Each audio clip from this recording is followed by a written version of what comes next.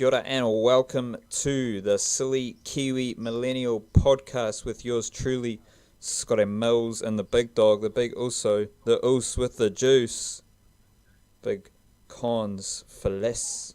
What's crack-lackin' over in the Dutch extravaganza? What's up, man? Not a lot. Getting a lot colder. It's 2 degrees when I went out in the middle of the day today. That was not fun. Is it Cotton gloves are useless. is it like a the English thing where it's like real dark most of the time, like the sun rises later and it sets like way earlier? Yeah, it's heading in that direction. At like just after 4, I think the sun starts going down. And so by 5 o'clock, it's dark, nighttime. And then not till like, I don't know, 7, 8, 8 in the morning maybe, that the light comes back in. Damn, it's like pretty much the opposite here in Chile. Like every day is sunny and the sun doesn't set till like 9 o'clock, so Fuck, that's like, it's pretty sunburnt, is what I'd say. Like I just like everyone's so tan, and then you spend like it's kind of like New Zealand. Like if you spend just too much time in the sun, you get fucking burnt to a crisp.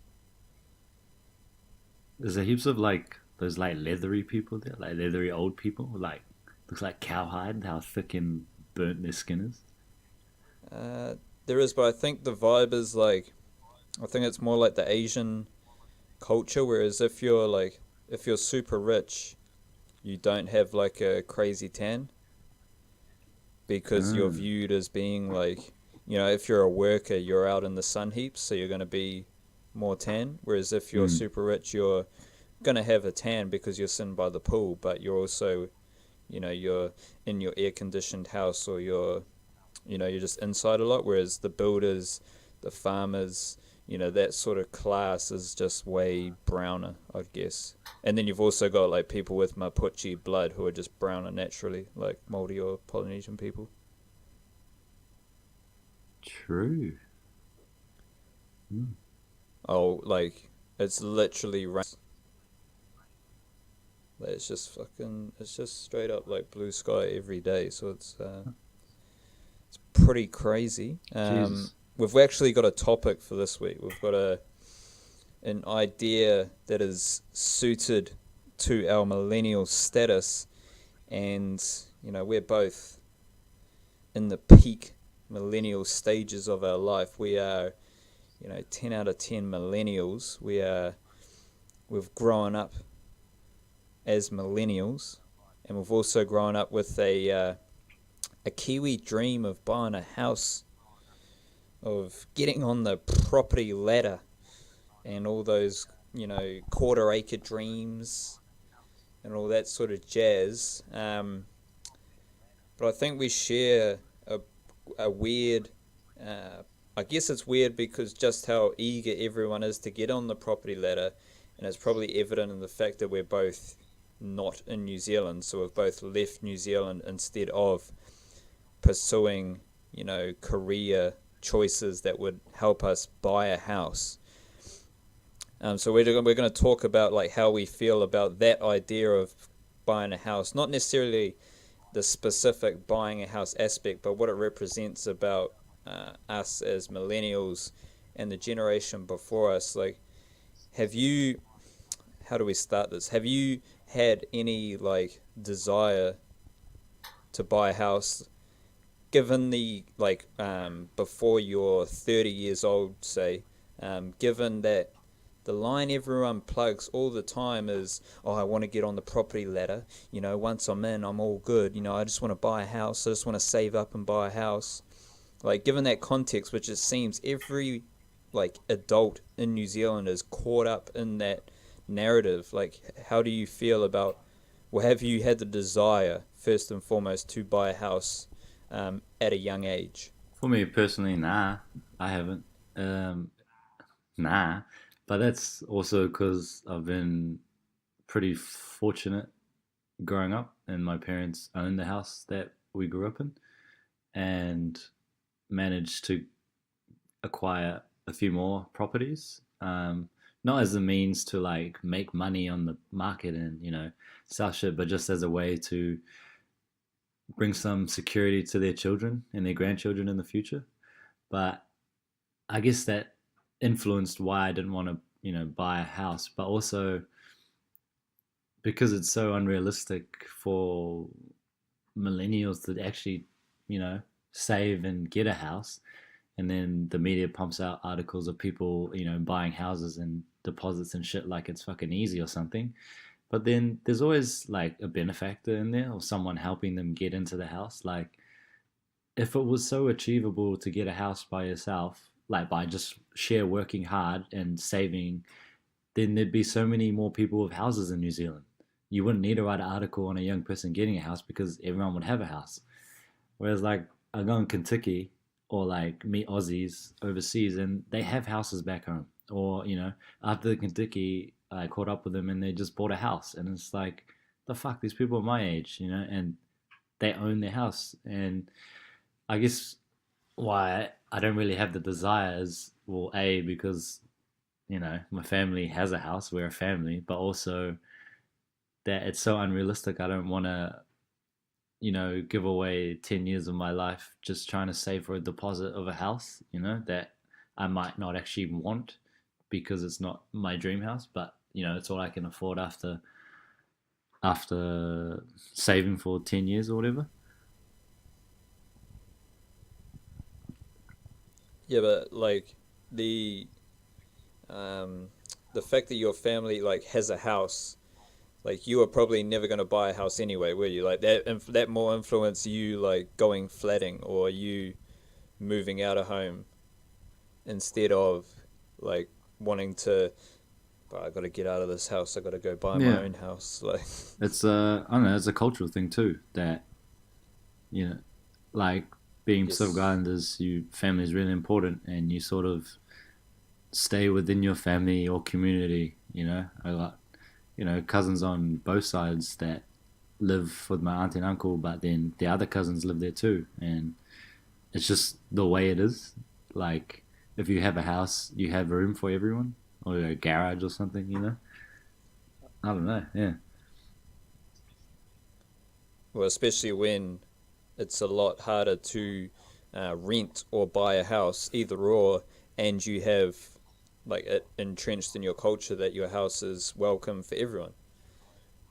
So the desire to like leave your house is amplified by A, the fact that it's really difficult, and B, the fact that in your culture everyone's welcome and everyone's welcome to stay as long as you like. Whereas like perhaps in like a Pakeha or Palangi culture, it's like, yeah, you're welcome to stay for a month, but don't overstay your welcome. Like you're more than, yeah, we'll take you in. You can sleep on the couch. You can sleep here, but push comes to shove, we want our house back. Like that's sort of the mentality, as opposed to like, but like you can just crash in the garage for as long as you want, like in the Polynesian culture. Yeah. It's funny. Like, I guess neither way is right or wrong. It's just a difference.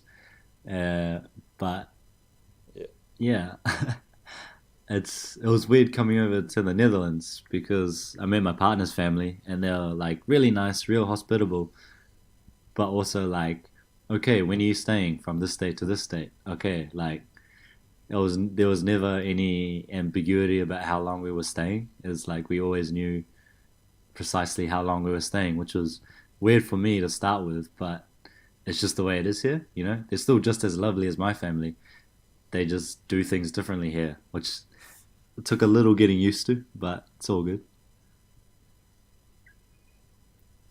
Yeah, for sure. It's, I don't know, like the this thing is that it's so entrenched in like the Kiwi culture to buy a house. Like obviously it's a sign of stability and success all around the world is the fact that you can buy your house. And let's be honest here, we all want to buy a house at some stage in our lives. But what I found interesting is that so many people our age in New Zealand like viewed it as a marker for like their impact or their standing in society. Is that like instead of, all right, I'm a 27-year-old male, I've been to 10 different countries, I'm going to live in this country for this year, I've um, I can speak X amount of languages, of being able to travel because of, being successful in whatever my craft is. Instead of like that being an example of, um, or even the idea of like being successful in life is a bit weird, but like that being a marker for your kind of social standing, isn't as prevalent as I'm 27 and I've bought a house. Like the fact that you have bought a house is establishes you as a, fine, upstanding citizen of, Kiwi society. So, like, for me personally, I completely fucking disagree with that, and I couldn't give a shit about my standing in society based on the fact where, like, have I bought a house, have I not bought a house, because I'm so anti, like, buying a house right now that I just, first of all, I don't really give a shit what my standing in society is, but if I did, that would be like just the complete opposite of what I'm wanting to achieve in my life right now. Whereas so many Kiwis our age, I feel are like pressured into that way of thinking by the way generations before us have acted, the foundation they have set in that regard, and then pressures like external pressures from their parents, the media, general society as a whole. Yeah, man. Like, I totally agree with you. Like, the whole buying a house thing, like, that's the only, like, it is the key definer of being successful as a young person in New Zealand, is owning a house, which is so stupid. But I guess the reason people use it is because it's easy. It's like a yes or a no question, and it's easy for people to make those judgments. And it's like the whole stats thing. Just it's easy for people to understand stats rather than understand the person or the situation or their experiences. Like, yeah, I've left New Zealand, and since leaving uni, I don't have a house, I don't have a car. Like, I have very few possessions that or assets. But I've learnt. Yeah, yeah. You barely had a job. I still barely have a job, but like the experiences that I got make me rich. And like there's so much, there are more that I've gotten from leaving that like little bubble back in NZ than I would have got staying there for the next 10 years. Like, I had a good paying job back home. I could have stayed there and saved enough money for a house. And yeah, some people would say it was like that was a dumb idea to leave, but there's so many other things besides money that motivate me. And if a house is just showing that you've got enough money or like perseverance to save a job you hate, then fuck that. I don't want to buy a house if that's all it represents. Like, yeah. But in saying that, I still want a house, but not for the reason, not for the status reason, or like proving to anyone that yeah, I can work hard and save a house. And it is the generation before us's fault. Like, just because they have houses and they have something tangible that they can throw in our face and say, well, where's your house? I have a house. I worked hard. And it's like, we work hard, but times have changed. And if you were a young person now, you'd be exactly in the same position as me. Like, and like the learning, the way you guys learn things, or like the skills you have, which were useful back then, like it leaps and bounds ahead in like in technology and like different ways of doing shit. So it's real rich for them to say that if they were young today that they'd be doing better than us. It's bullshit. It's like a real cheap shot. Well, that's why the idea of buying a house is so, um, well, it's enough to be a whole topic of a podcast, because there's so many like tangents and wrinkles to it, um, like starting with the idea of like it's a simple, as you said, like it's like statistics or numbers, and that it's a simple yes or no binary question or situation to your like what you have done in life, as opposed to how do you tell someone, um, how do you convince, well, the fact that you have to convince them is a sign of it, but how do you tell someone, well, I've been really successful in life because I've found inner peace. or like I've been real successful in life because I know my purpose on this planet, and I know how I'm going to go about, you know, executing that purpose. Like trying to tell someone that is so much more difficult than, Yeah. yeah, I've got a house, cracked it, like I've made it. Um, and I think, you know, people are just like, it's just so much easier, as you said, for people to um, offer a yes and no kind of situation to success, as opposed to, you know, something that's a lot harder, not only to describe, but to achieve. Like, it's, I'll get on to why it's so difficult to achieve in a jiffy, but like, it's buying a house, like, it's even in today's climate, like, it's not all that difficult if you, like, if you straight out of high school, you get a job and you're working full time straight out of high school, which, like, we've both established on previous podcasts that university in no way, shape, or form is like all that important anymore. So if you're straight out of university, get a full time job, save your money, you can buy a house pretty easily within 5 years. Like anywhere in New Zealand, like even in Auckland, possibly if you play your cards right. But anywhere in New Zealand, like you could set yourself up with a house fairly early on. Like I like even in today's climate, it's not that hard to do. Whereas, you know, finding your purpose or finding some sort of happiness within you is a lot more difficult. Gaining life experience so that you can then find your purpose is a lot more difficult. Um, and then you've got to factor in the, like, so many people, because so many people are pressured into buying a house, suddenly they're in debt for 10 years at least. And that next phase of their life becomes centered around the debt. So they have to work X number of hours for X number of years just to pay their mortgage.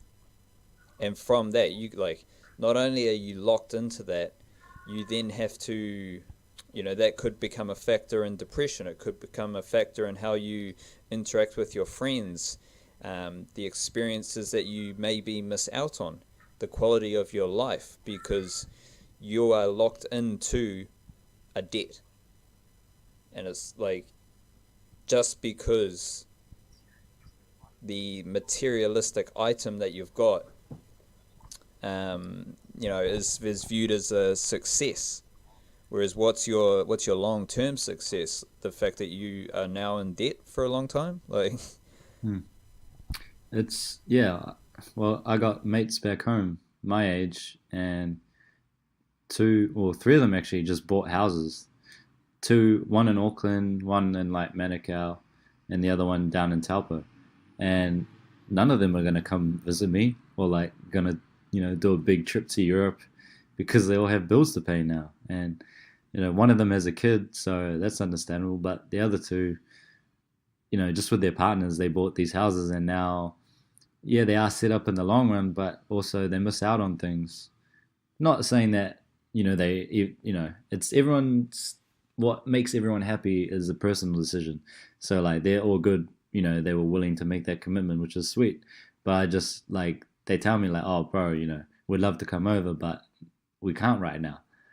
And then it's like, oh well, what can you do? But as long as they're happy with the decision, like eventually it'll pay off. But how much do you have to sacrifice just for this one thing?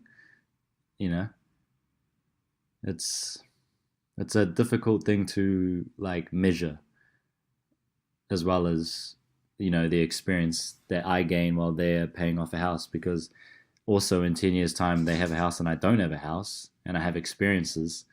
Like, who says what is better? It's That's where it becomes a real personal thing. And like, say if you've got the experiences, but you're renting a house as a 40-year-old male with a family, the fact that you're renting a house, you're kind of automatically chucked in the bucket Mm. as a failure. So it's like, what do you um, you gained all the experience. You gained um, what I'd classify as like actual tangible markers of success as a human being. Like you may have gained a great understanding of yourself, your purpose, your meaning, your happiness, and all of that sort of stuff. But then because you're renting a house, you're a failure. You know, because you're renting a house and you didn't get on the property ladder soon enough, you're viewed as a failure. So it's like not only are you right now, you may be sacrificing that marker, that apparent marker of success, but you're also putting yourself in a situation where down the track you don't have a house, and now you're in an even worse position by that marker of success because you're a 40-year-old man renting a house. Like just because society said that by X age you need to have a house to be a successful member of society. Yeah, that's oh shit. Like, but that's I guess that's what you gain from taking this time to experience things and learn things about yourself. Where you don't give a fuck what society says about you not owning a house. Like, there might be a huge consensus about not having a house as a sign of failure, but if I'm happy with myself and my decisions I made, then it really doesn't mean shit. And it's different when you have a family and partner and a kid, I guess. But for me, like, I'm not gonna look back and say I wish I started earlier because I can't, and everything that has happened has been beneficial to leading me to this point I'm at right now. So I don't know, getting a bit philosophical about it, but fuck the house if and also like once you get the house, then what? You pay off the debt. Like where does your motivation come from? Because it's a goal which is reachable, like reachable in terms of there's a point where you have it and that you didn't have it and now you have it. So what do you do from then? What becomes your purpose? Like save more money to spend on something? Like where does your purposefulness come from? Where you're spending more money on like material items to fill your house.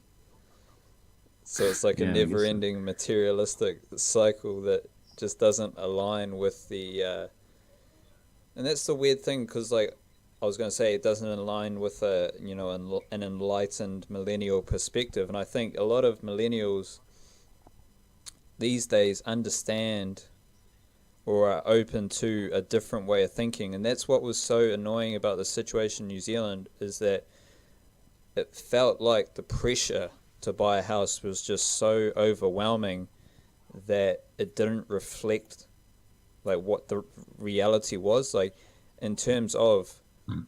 so many millennials don't care about buying a house, but then a large portion of those millennials don't care about buying a house, but they are like pressured into thinking that buying a house is important. So like a lot of my mates haven't bought a house, but they think that buying a house is important pretty much only because in the news, in the general mainstream media, every day is like stuff about buying a house. Like it's all about the highest house prices. It's all about like ways to buy a house. It's all about markets to buy a house. Like it's kind of crazy just how much coverage housing in Auckland especially and New Zealand gets. Like just like the simple buying a house is like the number one kind of news item more often than not.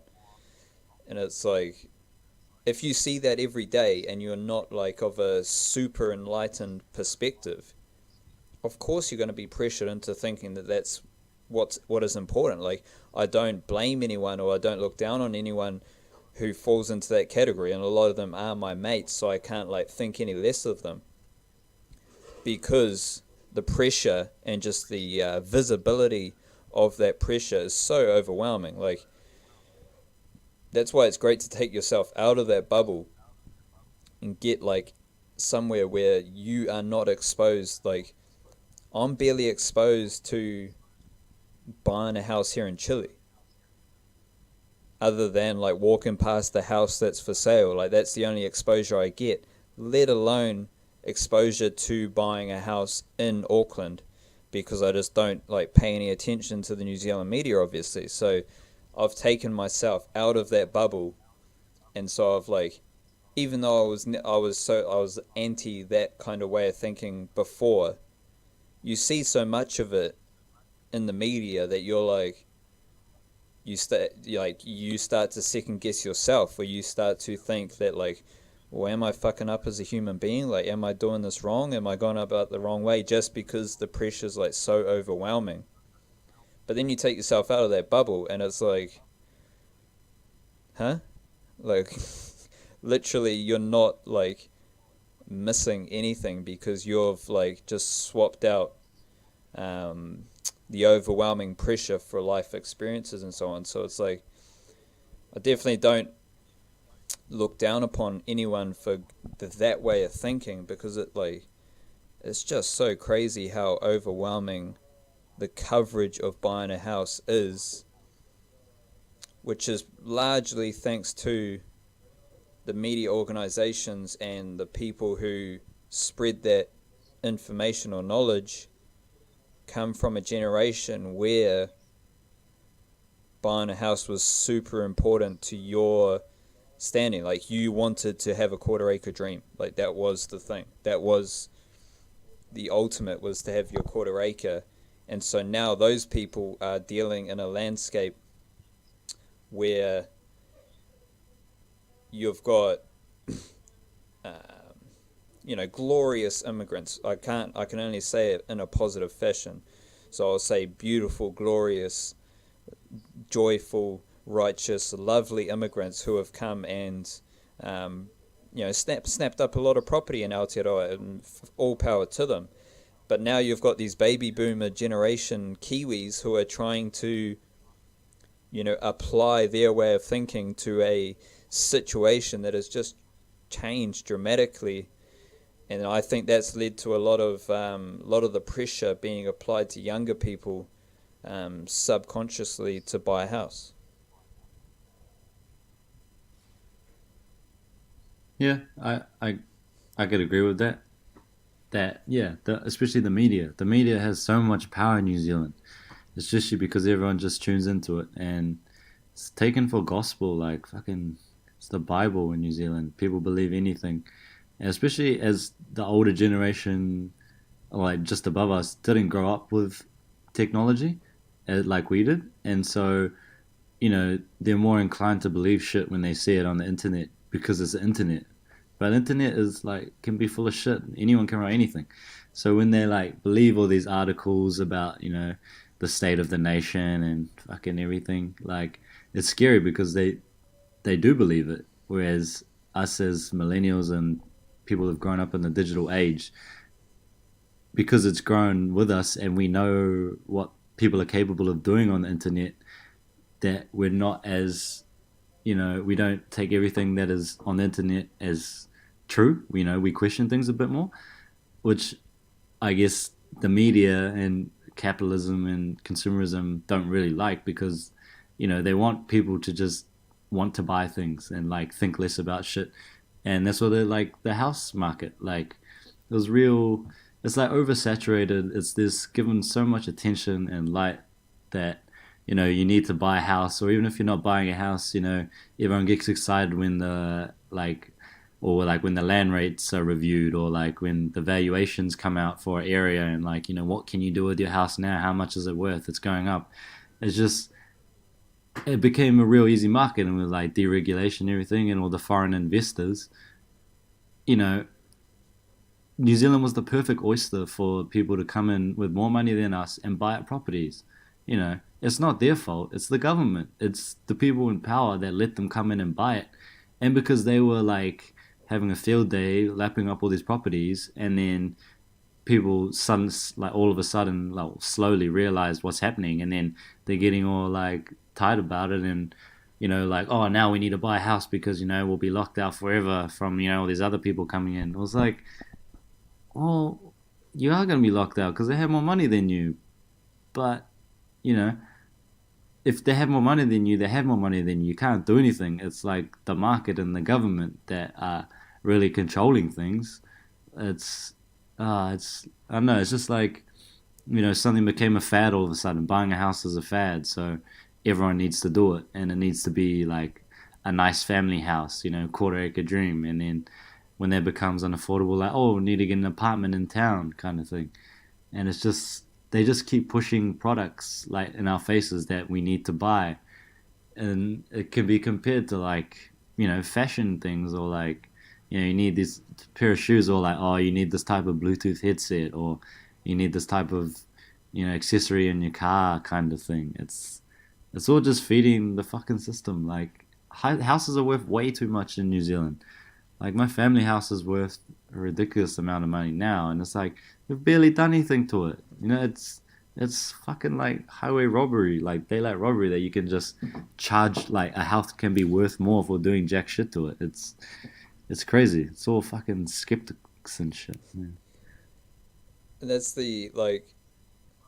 There's so much negativity towards the foreign investment and immigrants who have snapped up a lot of property. Like even in like, there's a lot of and that's why, yeah. So for me, being from Papatoetoe in South Auckland, super interesting because Papatoetoe as a suburb is like a microcosm of what Auckland is going through now. So Papatoetoe went through what Auckland's going through now, a few years ago when, a large Indian population started coming to Papatoetoe and buying houses and then subdividing the houses.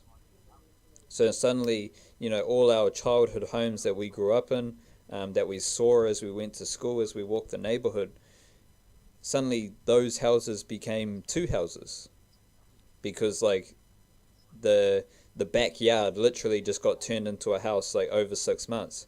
So that all happened fairly quickly in pretty much in a decade, and that could be viewed as a negative, but they were just taking, they were just making smart moves. B, the idea that suburbs in Auckland, like, I don't know, like you're in Netherlands, I'm in Chile. In the inner like suburbs, I don't see backyards. If I do, they're like 5 meter by 5 meter backyards. So if you're in a big city and you're in, close proximity to a train station, or if you're in like any sort of accessible suburb in Auckland, the fact that you've got like so much land is contributing to the quote unquote housing crisis because there's just not enough houses. Like if you're like, it's so crazy that like houses in Epsom and obviously like if you've got a super nice house like in Parnell, you're gonna have a backyard. Like that's a fact of life. But if you're in like Grafton or Epsom or Mount Eden, or if you're in one of those areas, like the equivalent area in Netherlands, in Amsterdam, does not have a backyard. Like there's so many apartments here and probably in Netherlands as well, in Amsterdam, that is like a better way to use space. So like when I apply that to Papatoetoe, I view it as a logical development that these houses in an area that is a bit cheaper than a lot of other areas, and in B is right beside a train station that goes direct into the city. The fact that a lot of those houses have very big backyards just isn't a smart use of space. Like it's actually really dumb, and it's like it has contributed to the lack of houses. So like having gone through that in Papatoetoe, it's kind of interesting to see that apply to Auckland now. But the idea is that these immigrants, these foreign investors, came to Papatoetoe and poured a lot of money into Papatoetoe, and that's often viewed as a negative. But from that, like, I think we're both, on board as saying, like, fuck it, like, we never view those situations as negatives, like, hi to my, welcome. make the most of it. Like those, that's the playing field. So how you operate in that playing field, as long as you're within the rules, like happy days. But for me, what the whole point of this is that shit gets crazy when the landscape of the housing market changes so much because of an influx of foreign investors and the pressure to buy a house. That so many people still want to buy a house. You've made a good point there that a lot of people have been priced out of buying a house by foreign investors, yet everyone still wants to buy a house. It's like, well, like now I want to buy a house even to a lesser extent because I can see how things are playing out. Like I can see that it's really difficult because, bada bing, bada boom, foreign investors came in, did what they did, and now the landscape is even worse to buy a house. Yet so many people, they want to buy a house more than ever. And they're like, I'm not a huge economical mind, so I don't know if it's like, I don't know, like simply put, for my real simple economic brain, when house prices are super high in Auckland, it doesn't feel like a good time to buy a house. Like if I was to buy your family home now, well, I wouldn't, because it would just feel like a really stupid investment when I could wait like 10 years and the price will definitely go down. Like, I don't really understand why so many people are so eager to buy a house, especially millennials who have been put under pressure to buy a house.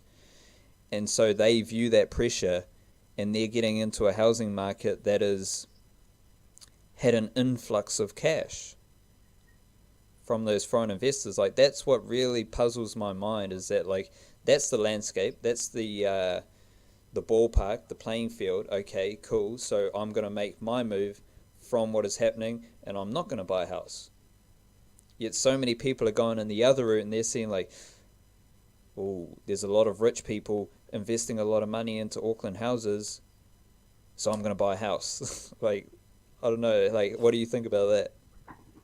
Some people, I guess, like they see it as an opportunity. Some people like it's an investment kind of thing. Like it's an easy way to make money if you have some capital now, like get a house. But then also I think it's that fear that, man, if 10 years if I don't have a house, then I'm never going to have a house. Like they feel like the current landscape now will be the same in 10 years and it'll just be worse.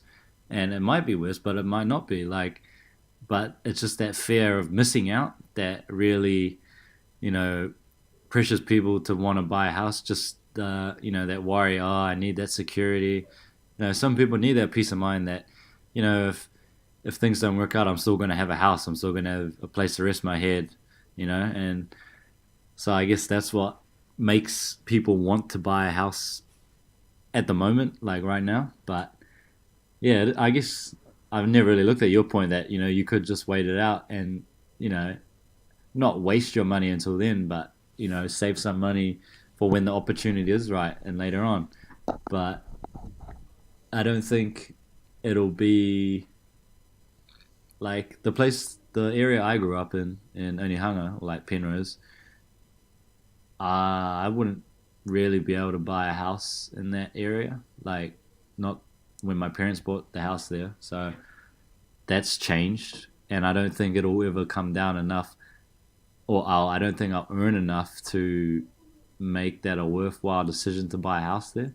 Gentrification, like fuck gentrification, but it happens. Like but just to go back to the whole space saving thing, like a few houses down from my house where I stay, they're building apartments on the corner, and the apartments, there's quite a few of them. I don't know, maybe 70 or something.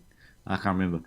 But anyway, they don't come with car parks. You have to buy the car park separately, which I thought was real strange at first and like viewed it as a negative. Like, man, these people are trying to rip you off. Like, you buy the apartment and then you have to buy a car park just to park your car.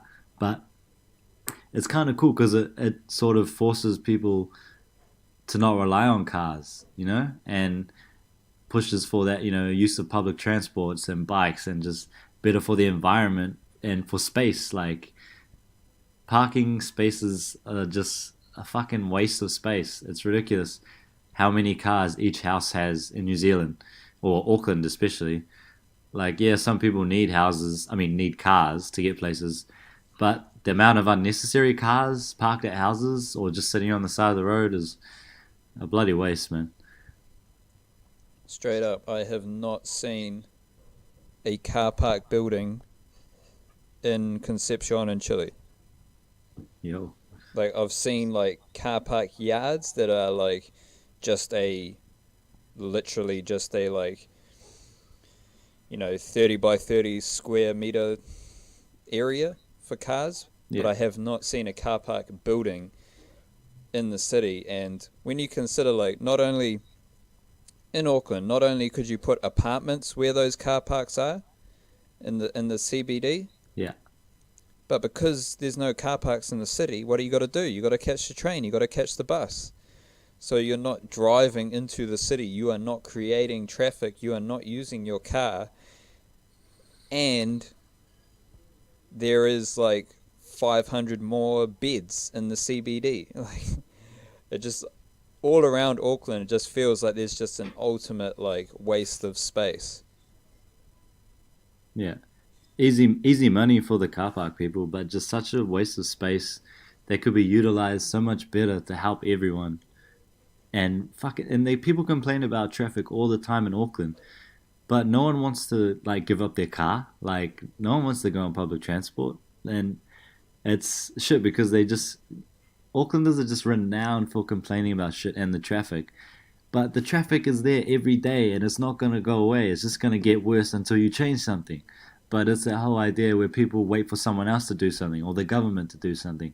No one wants to be proactive and stop driving their car to work. They just want to keep driving their car, sitting in traffic for an hour, and then like just complaining to their next door neighbor about it, but not actually doing anything, which is what drives me crazy because there's so many places in the world where people actually are proactive about things and come together and agree to stuff, and no one's selfish and is so attached to their car that they can't not drive it for a day. It's sad, man, because people don't complain this much in other countries about the traffic. Or okay, that's probably not fair, they probably do, but it could be resolved in New Zealand, especially Auckland, because we don't have that many people. So yeah, just it grinds my gears that people complain about traffic but continue to sit in their car for an hour to go to work like down the road. It's frustrating. It's also like the way Auckland is set out. Like all of this just creates the problem. So it's detrimental for millennials to want to buy a house, to be pressured into buying a house right now because all the houses are so expensive. And all the houses are so expensive because the way everything is set out in Auckland just doesn't make sense. And a lot of that relates to, like, yeah, it's cool. Like, I guess that's what makes New Zealand New Zealand, is the fact that you can have, in Auckland, you can grow up and you've got a nice backyard for your children to play and your dog to run around and blah, blah, blah.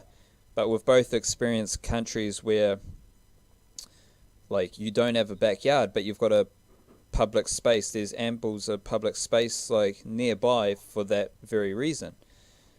But you've also got, like, just living in apartments is just frowned upon. Like, there's no desire for Kiwi families to live in apartments where, especially in Chile, like, living in an apartment is just what happens. Like, it's just like, because you, for that opportunity for your kids to play, they just go down to the park and they play. But you cannot, and that's what's weird, is that now you've got apartments like cropping up further out of the city. So to like solve the housing situation, you've got apartments popping up, out further south, Flatbush, that sort of area on the southern kind of extremities of southeast Auckland. It's like, well, why don't you focus more on apartments in the center of the city, and more like build it out so you have tall apartments in the center, slightly lower apartments like in the extremities or just on the edges of the CBD, and like lower the level of housing in a sensible fashion.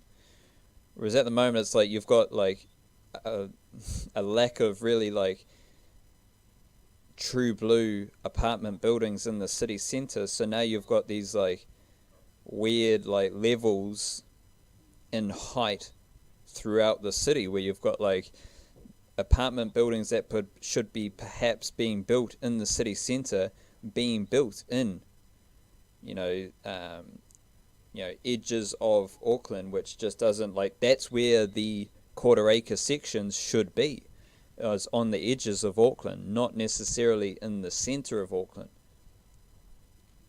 Yeah, totally.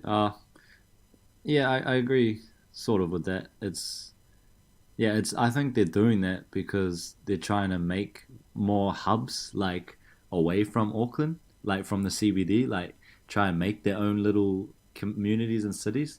But I don't think they've done it in the right way. And but the apartment living thing that you mentioned, like yeah, it's weird walking past here like ground level, seeing into people's apartments, and it's a whole family in there, and it's like, man, this baby's been raised in an apartment. Back home, you'd be like, man, what the fuck? But over here it's normal, like that's life, and they go down the road to go to the park, and it's cool because it brings back that community thing, like people know who their neighbors are. There's more interaction when you live in an apartment because you see people, like, which is what I think New Zealand's really lost. They've become super private and they want their own peace, and they're like pretty much like just selfish and greedy, like I need my space, then that house should be at least 4 meters away from me, kind of thing.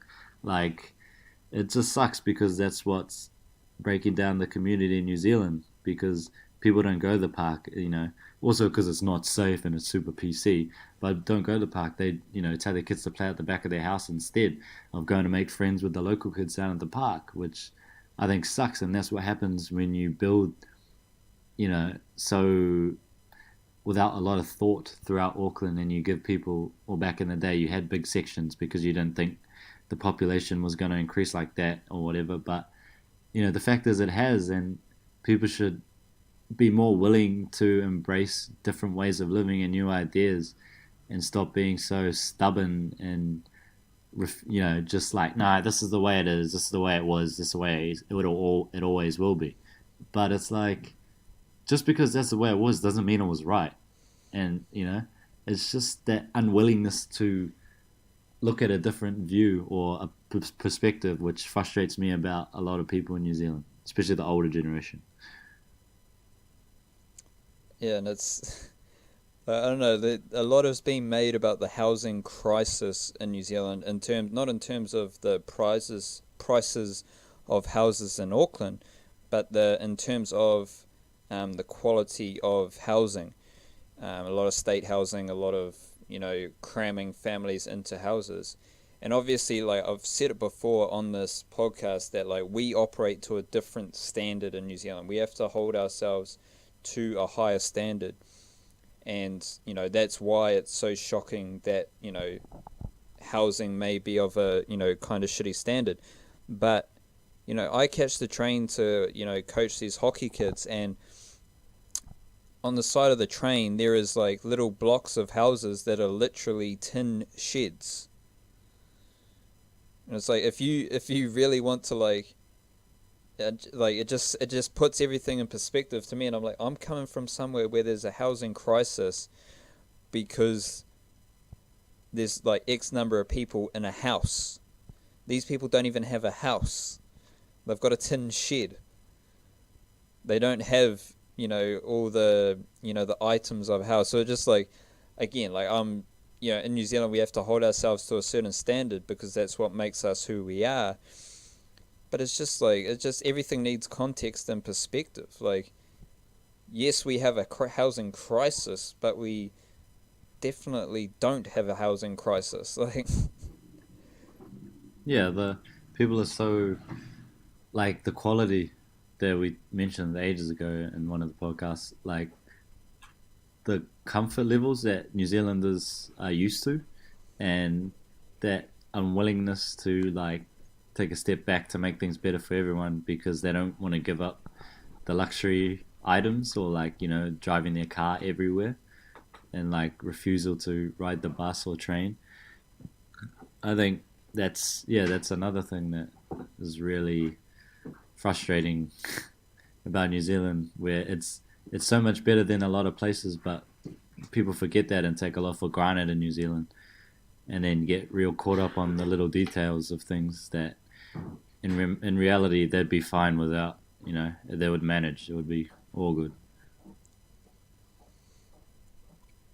it's like a lot of like I don't know if it's because like I've grown up like listening to hip hop or whatever, but like the housing projects in America are always apartment buildings, and the housing like here the cheap housing is like smaller apartment buildings.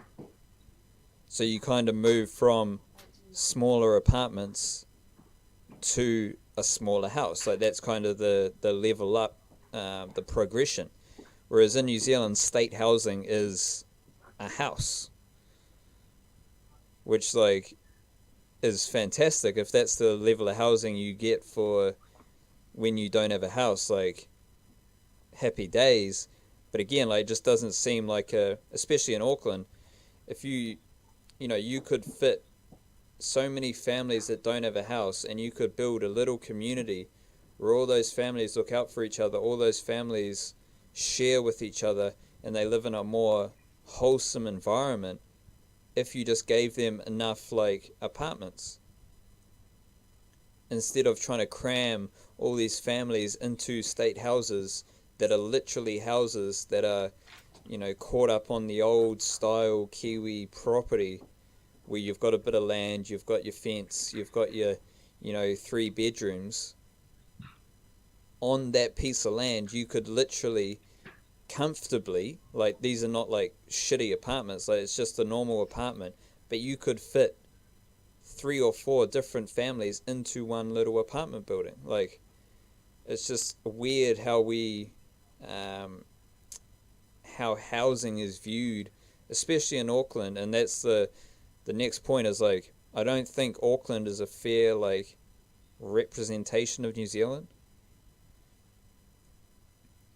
based on like Yeah, the situation that's unfolding because like I don't know like I'm I'm an Aucklander but I'm a South Aucklander like fuck Auckland but like I've got no real desire to like live in Auckland in the future like I for me connecting with Aotearoa is connecting with the country outside of Auckland like I don't really gain anything from being in Auckland anymore.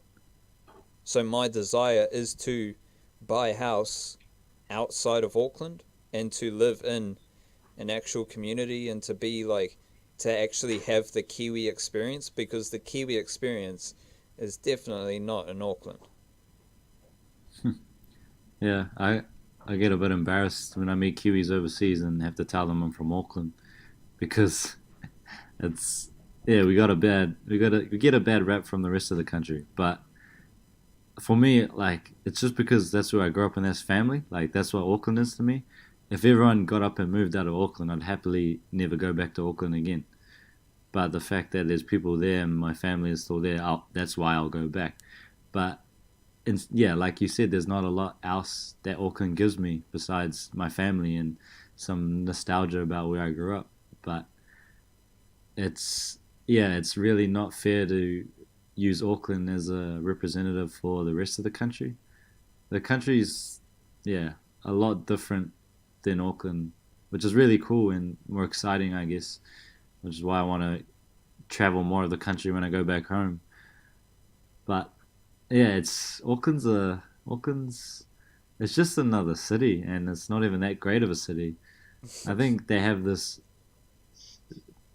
no, they have that like arrogance, like that they they're like a big city or something. But when you go to other countries on the road, like New Zealand's a little shit, and like you don't even have much to be like to gloat about. I'm not trying to like cut them down tall poppy style, but there's so many things that Auckland could do better that they think they're good at.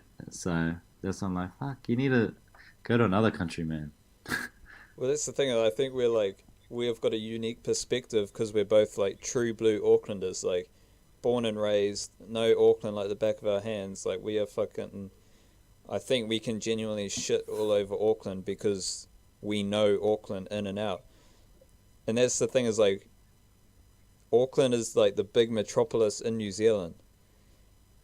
But like compared to like even small metropolises in the world, like I don't know, Concepcion in Chile is like pretty small, but just the buzz and the hum and the city like vibes is more than Auckland. Like there's not like that. I don't get that like. Obviously, the next level cities like New York. Like let's put it into like let's like scale it down, and even then, New York, Auckland doesn't compare. Like there's not that kind of liveliness. There's not that feeling you get from a city.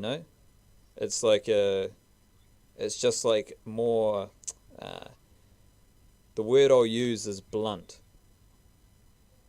Like it doesn't have that live wire nature, that energy that you get from a city. Like I don't get from Auckland. No, it's just a whole bunch of people living together in one city. Like there's not there's not a lot else going on. Yeah. And it'll be interesting. Like I don't know. Like even this will be an interesting tangent to go down after. Is like I definitely agree with you. Of like now more than ever, I want to travel throughout New Zealand. I want to live outside of Auckland. I want to spend a lot more time outside of Auckland than I do in Auckland when I return to New Zealand. And so, like, based like from that, like even when I think of Wellington, I've spent like sporadic moments in Wellington. But when I think of Wellington, I I get a little bit of that energy. I get like Wellington, like even though I haven't spent a lot of time in Wellington, I get a vibe from Wellington. I've like Wellington has an identity. Wellington has some sort of culture, some sort of liveliness that is strong enough for me to feel, even though I haven't actually spent a whole lot of time in Wellington. So it's like, and like even Dunedin has like the student population. Dunedin has an identity. Dunedin has a culture. Dunedin has a vibe to it that I've never really got in Auckland. Um, haven't really experienced Christchurch and uh, I don't know, like Hamilton. Hamilton has something. Like I don't exactly know what it was. Like with Wellington and Dunedin, I know exactly what I feel, but with Hamilton, I don't quite know what I feel in terms of vibe, which is pretty fucking funny. But like I know that there's something there. So it's like I don't from Auckland, I just don't get any sort of like I don't know. Cities are often described as being cold. Like everyone's a bit cold. Like when you're in London and you're on the underground, you get the epitome of cold. You get like everyone looking at their phones, no one's interacting. But you still have life, you still have energy, you still have like a vibrant, live wire nature. Whereas in Auckland, the whole thing just feels blunt and cold. Yeah, it's Auckland just feels like a place that's trying too hard to be something it's not. If they could just like remind itself of like realize who's in Auckland now and what are the good things that they can all bring and or reasons that people come together. It can't all be about going to the rugby game at Eden Park. Like that can't just be Auckland. Like there has to be something else that Auckland can provide and make people want to go there besides just being the biggest city in New Zealand. it's pretty sad. And like to bring it back around to the housing stuff, like that dramatically influences my decision, like not to want to buy a house. Like not only is it, um, would I be like conforming to the pressures of a generation that's like kind of fucked us over and like is anti everything that I kind of believe in.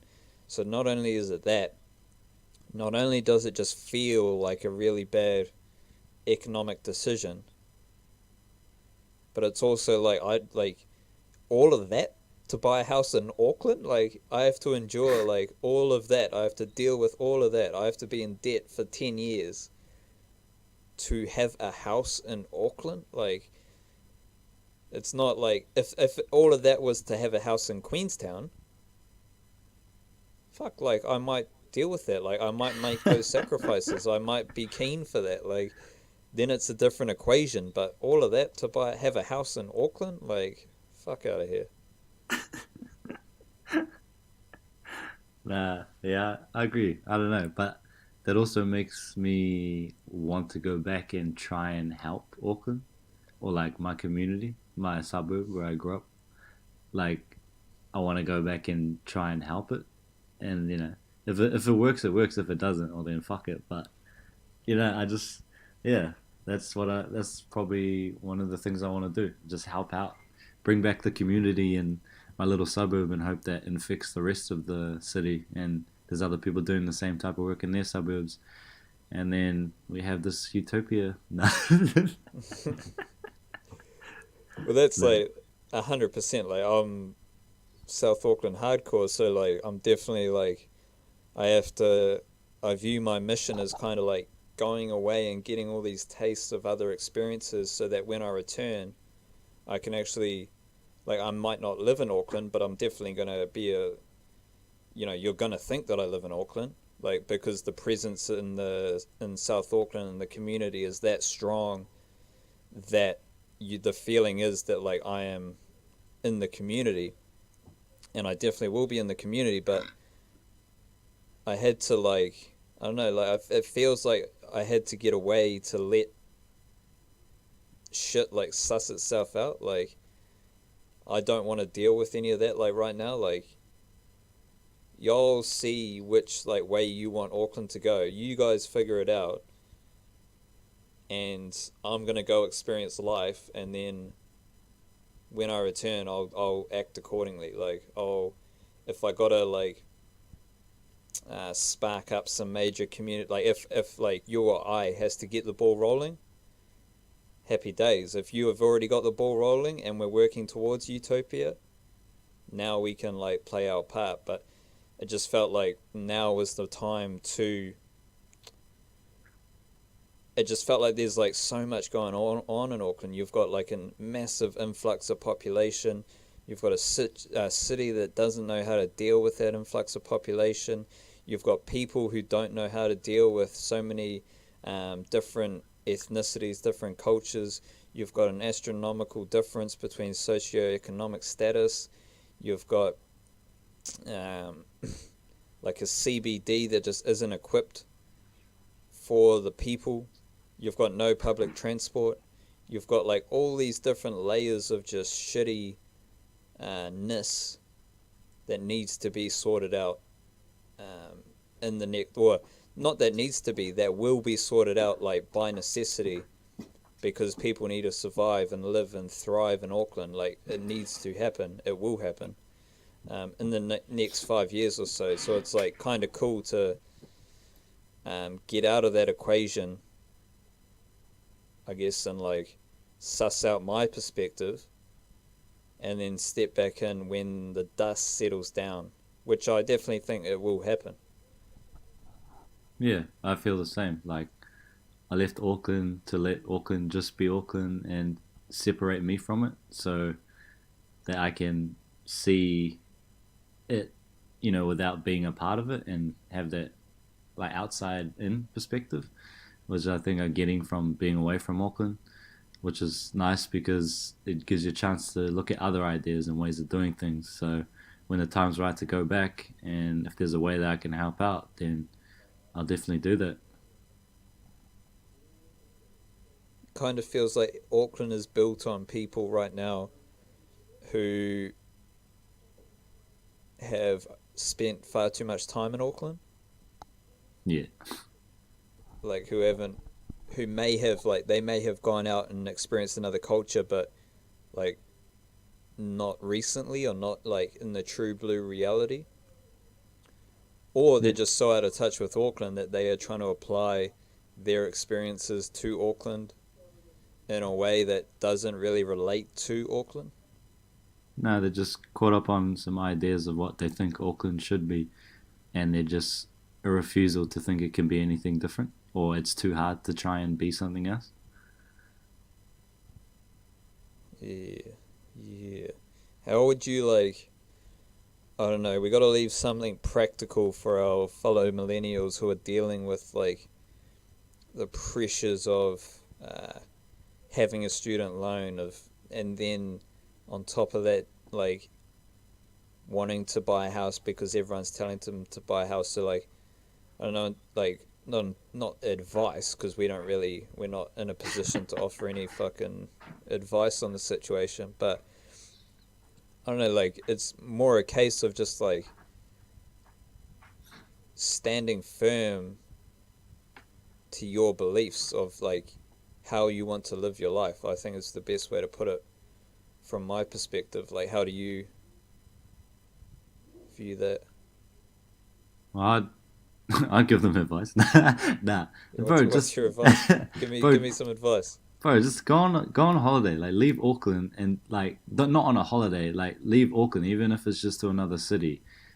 Like try and stay there for a while and like absorb all the different things that are going on, and realize what's important to you in your life. Like what's back in Auckland that makes you want to go back, and what are the like make a list of things, and then realize, narrow it down to a few things like your key values or what's really important to you.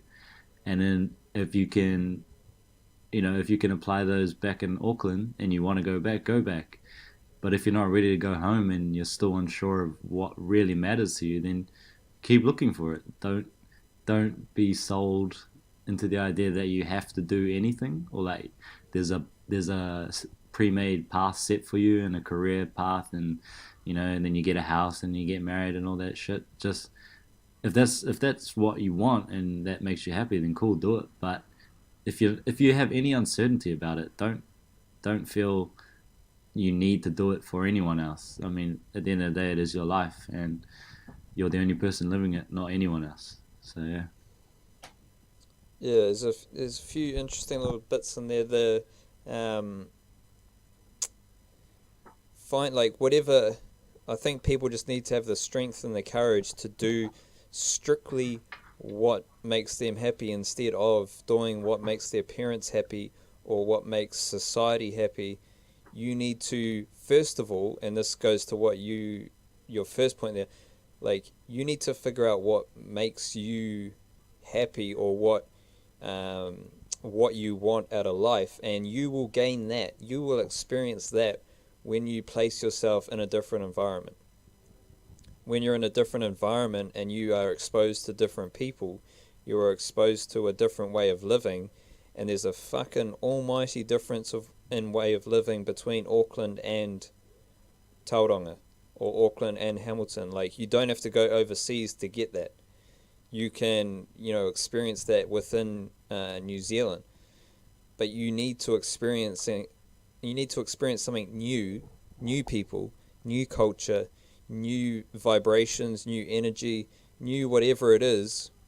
You need to experience something new to find out what you like. Like, what do you enjoy in life? Like, what do you want your life to look like?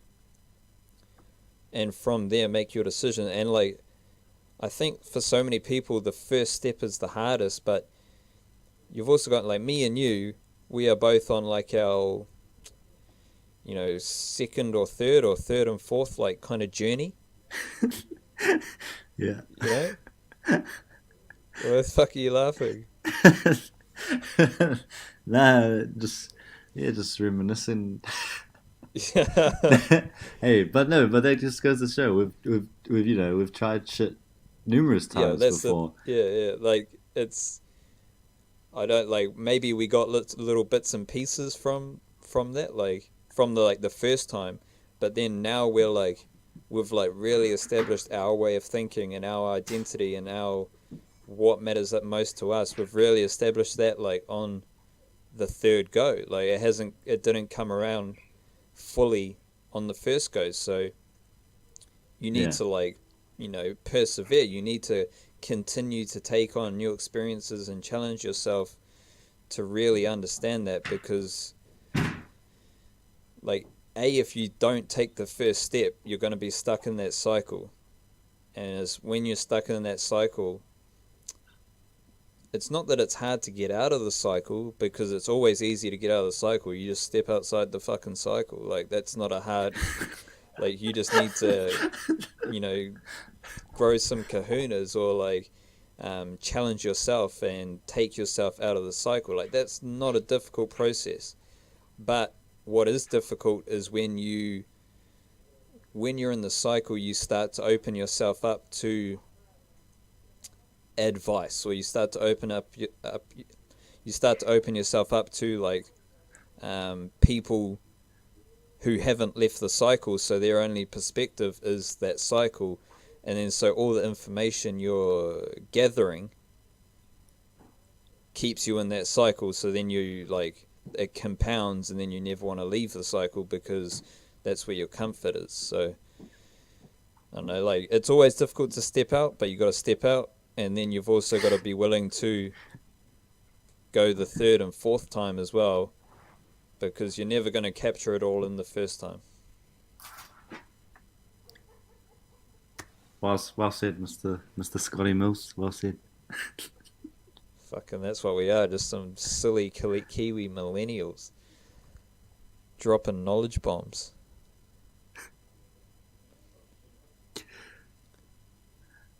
Sweet, bro. Is that us? I was going to say, like, New Zealand's kind of shit because the university culture, like, isn't really established, like, that's why it's so awesome when, like, people from Auckland, like, go down to Dunedin or whatever, Oh, yo, yeah. because that, like, by nature is leaving the Auckland bubble and the Auckland experience, but, like, it doesn't feel like that's a rite of passage at the moment, because fuck university, like, what am I saying? So you against uni or you for uni? Because you're a bit on the fence at the I don't moment, know. mate. Nah, fuck uni, just go travelling. Don't go to university in Dunedin, just go live in Dunedin and become a Dunedin, like, person. You heard it here first. That's the advice. Silly Kiwi Millennial podcast.